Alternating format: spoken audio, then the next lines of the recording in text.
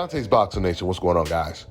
You know, when Teofimo Lopez, when he came out, said to ESPN and Top Rank, they can keep the black fighters, what he really meant was keep the black fighters away from me.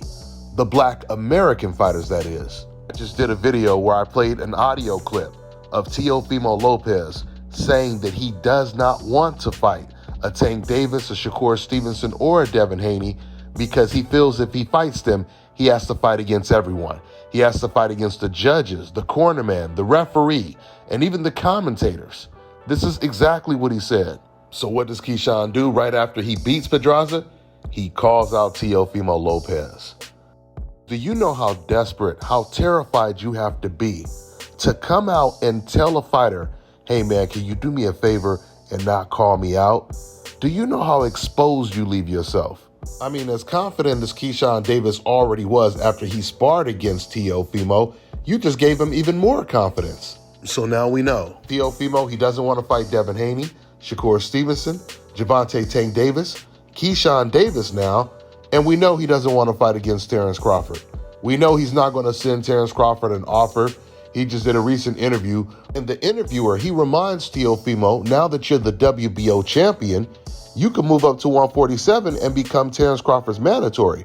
Have you thought about activating that status? And instead of Teo saying that's exactly what I'm going to do, he responds by saying, yeah, I should do that, huh? He said, I never done that before. And then out of nowhere, he sporadically starts to deflect by calling Terrence Crawford an ugly N-word. And then from that point on in the interview, he doesn't say anything about fighting Terrence Crawford. It's just all personal insults from that point on in the interview. Ever since Teofimo got his controversial win over Jermaine Ortiz, he hasn't contacted Bob Arum to discuss a fight with Terrence Crawford. He hasn't tried to contact the WBO to try to enforce some type of mandatory status to fight Terrence Crawford or anything. Teofimo only mentioned Terrence Crawford's name to get people to stop asking him about fighting Devin Haney. Matter of fact, Teofimo, he exchanged some words on the internet with Devin Haney and Shakur Stevenson. And Teofimo, he said, I'm trying to fight y'all daddy, Terrence Crawford. This man, Teofimo, is a complete racist that loves to speak on code. He was basically saying all you black folks look up to Terrence Crawford simply because you guys are all black. But it doesn't make sense because Devin Haney actually praises Canelo Alvarez more than he praises Terrence Crawford. Devin Haney, he had said before he beat Regis, he said the best fighter in the world pound for pound was Canelo over Terrence Crawford. And then after Devin Haney beat Regis Prograis, they asked him that question again. Who's the best fighter in the world pound for pound? This time, Devin Haney, he said, I'm number one. He said Canelo is number two, and then it's Terrence Crawford. Tank Davis asked Canelo Alvarez to walk him to the ring, even though Canelo Alvarez turned it down. My point is, Teofimo, he didn't say that because he felt that Gervonta, Devin Haney, and Shakur look up to Terrence Crawford. He said that because they're all black. These are the same type of comments you see race fans in the comment section say. Yeah, your daddy Mayweather, your daddy Andre Ward, your daddy Terrence Crawford. That's their slick way of calling you an N-word lover. They don't care how good those fighters are, how dominant they are. They're telling you they will never be fans of those black fighters, even if they know without a doubt that black fighter is the best fighter in the world. So with everything we hear Teofimo Lopez saying, it most likely explains why his dad, Teofimo Sr., got knocked out cold by Keyshawn Davis at a boxing gym, according to Shakur Stevenson. Shakur said Broski the same that watched Keyshawn knock his father out right in front of him, but get in front of the cameras, talk like he the toughest in the world. Bro, you I know you in real life. Keyshawn, let me ask you a question, and of course, you know, you don't have to answer, don't want to put you on the spot, but Shakur tweeted about an incident that maybe happened with you and Teo's dad. Any comment on that? Nah, I'm not going to feed into too much of that. I never brought it to the media, so I'm not going to bring it up now. All I can say is what he said is true, but that's all I'm going to say. Nah, respect. Okay, so switching gears back. Now, there's people there that were actually at the gym when this happened, saying what started this whole situation was Senior calling them the N-word. You know, this situation is so reminiscent of when Danny Garcia's father, Angel Garcia, whenever they fought someone that was black, he would call them the N-word right at the press conference on the microphone. And when he said it, it was intended to be racially offensive. That's why he only said it when they were fighting against Zab Judah or they were fighting against Keith Thurman. Oh yeah, and then it was that one time that he called Sean Porter a monkey. Let me just make this point very clear. For anybody trying to defend what Angel Garcia or Teofimo says, if you are not black, you will never be in position to tell black people what should not be offensive to them. And you certainly shouldn't have an opinion on the matter when you have never in your life told one of your black friends that you've seen something on the news or you heard someone say something that was extremely racially offensive to black people. If you've never in your life acknowledged that something was racially offensive towards black people, how do you think you make yourself look when you only want to tell black people what's not offensive and what shouldn't be offensive to them? You ain't never in your life pointed out racism when it was towards a black person. But now all of a sudden you're an expert on telling black people what's not racist, what's not offensive. Now you can tell people what's not offensive to your race. You have that right, and that makes way more sense. You know, there was a Puerto Rican former world champion by the name of Hector Camacho. He passed away back in 2012 at the age of 50. Well, Hector Camacho, he would avoid all of the dangerous black American fighters, just like Teofimo Lopez is doing today. Great fighters like Pernell Whitaker and many others that called him out for years. And instead of Hector Camacho fighting them, he would fight fighters like Vinny Pazienza, Greg Haugen, Freddie Roach. And outside of him beating Ramirez, those were the biggest wins of his career. And just for the record, Teofimo Lopez is not Puerto Rican, he's Honduran. I say that because I seen somebody in my comment section say something real stupid like Teo should be able to say whatever he wants about black people because he's Puerto Rican. Well, just like Teofimo Sr. and Jr., they like to use the N-word when they're talking to their enemies, which happens to all be black fighters. Hector Camacho, he would do the same thing.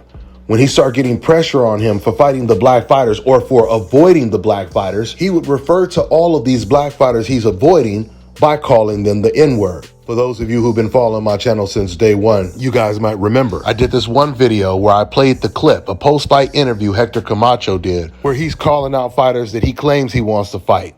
First, he mentions the non-black fighters like Ray Mancini. But it's not until he starts to mention black names like Pernell Whitaker, that's when he starts to refer to them as N-words.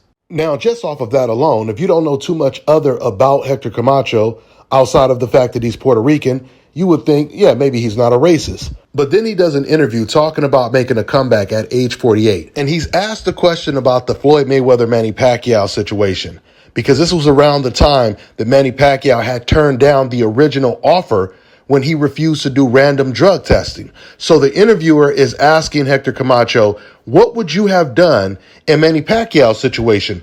Would you have just took the drug test? Now listen to how Hector Camacho answers the question. Manny Pacquiao, some fight fans are saying he's acting like a guilty person but not taking this testing. If you were in the same position, Hector, if you were in that same position, would you take this testing in a heartbeat? Hey, you know what? You know, Mayweather, you know what I'm saying? And Yeah. let me tell you something. Mayweather, and Pacquiao is the toughest shit.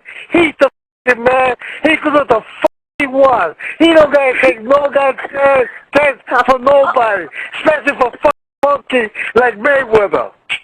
He was right. Monkey. And let me tell you, I'm still out here, and I always fought everybody and anybody, and I'll be the best 47-pounder. I'll be the best 48-year-old fighter ever. And I'm one of those great ones, all right? So I'm the man. And Mayweather's a monkey. Mayweather's a monkey, you know? Now listen to what he says about Manny Pacquiao. He's over there talking all this nonsense. Get your ass in shape and fight that Korean guy. Fight Pacquiao. I like Pacquiao. He's all right. He's a good man.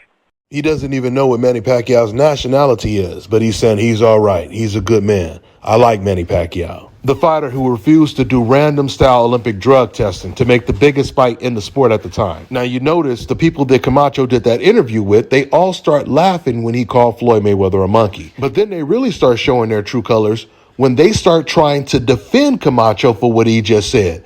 And it's so crazy because as they're trying to defend Camacho and say, oh, by the way, he's a good guy, Camacho's not a racist, you know what Camacho does? He doubles down and he says it again about Mayweather, as if he wanted to make sure that it was intended to be racially offensive. Well, Don't take the shit. You know, let me tell you this. Hector is one hell of a guy. Right now, he just called Floyd a monkey. That's what he's not saying nothing racist. He's a monkey. He's a monkey. You know, like this. Yeah. Don't show that was a macho man. Let me just start by saying this. Anybody that will condone and defend what Camacho just said by cheering it on and saying, yeah, you right. And yeah, even though he calling Floyd Mayweather a monkey, he's not trying to be racist. Those people are even more racist than Camacho. Those people that were just interviewing Camacho are the same fans that you guys see on the internet and the people that you know in person, all these non-black fans that will defend the racist. The only difference from them and Camacho is they're staying on code. Camacho is not staying on code. But if you notice, they all have the exact same talking points. If you don't believe me, talk to one of your non-black friends about boxing right now and see how they all have the same points about Devin Haney and Floyd Mayweather and Terrence Crawford and Al Heyman and all of these fighters. They all have the exact same talking points. The only difference is Camacho will come out and go further and put an extra racial slur on top of the talking points.